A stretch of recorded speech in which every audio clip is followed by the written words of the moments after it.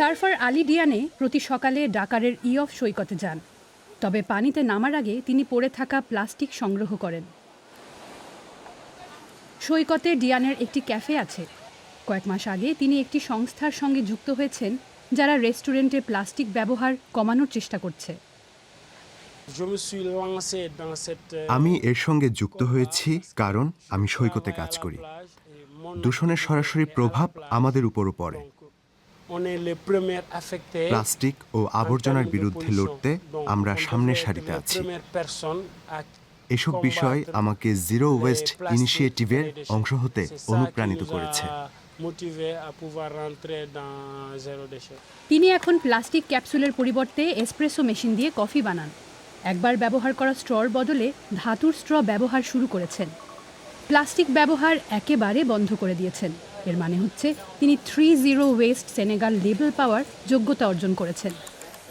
2021 সালে কাজ শুরু করা জিরো ওয়েস্ট সেনেগালের সদস্য সংখ্যা এখন সারা দেশে প্রায় 100। এর মধ্যে মারিয়ান শ্রুফেনেগার ও আবদুল্লাহ সেনে জিরো ওয়েস্টের ডাকার শাখা চালান। 62টি রেস্টুরেন্ট তাদের সঙ্গে যোগ দিয়েছে, যার অর্ধেকই ডাকারের।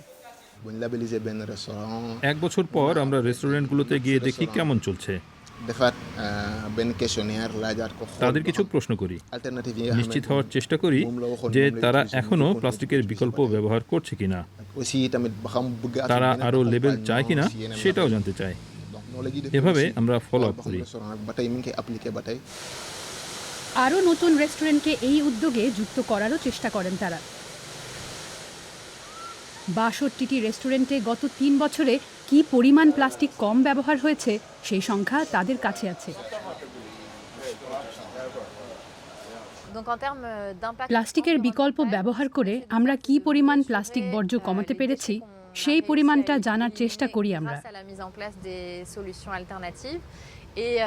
এখন পর্যন্ত বছরে 1,06,000 প্লাস্টিক স্ট্র, 46,000 প্লাস্টিকের বোতল ও 32,000 কফি ক্যাপসুল কম ব্যবহার হয়েছে।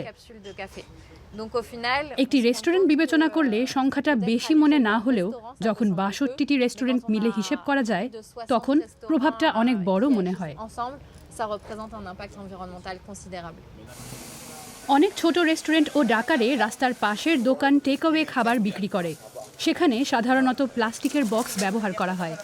এখন পর্যন্ত তাদের কাছে অন্য বিকল্প নেই।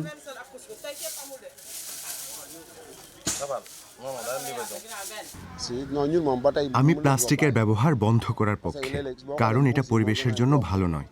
কিন্তু কার্ডবোর্ডের চেয়ে প্লাস্টিকের ব্যাগের দাম কম।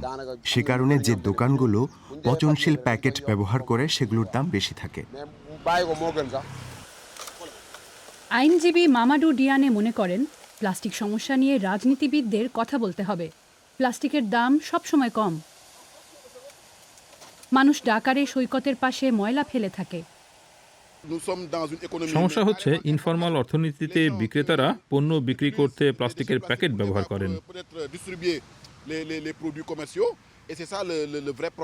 এক্ষেত্রে রাষ্ট্রকে পদক্ষেপ নিতে হবে এবং প্লাস্টিক বর্জ্যের বিরুদ্ধে সচেতনতা গড়ে তুলতে হবে।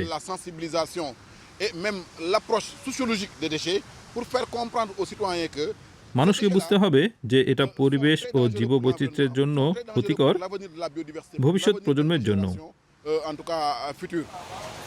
এই মুহূর্তে সরকার নয়, জিরো ওয়েস্ট সেনেগালের মতো সংস্থা সমস্যার সমাধানে কাজ করছে।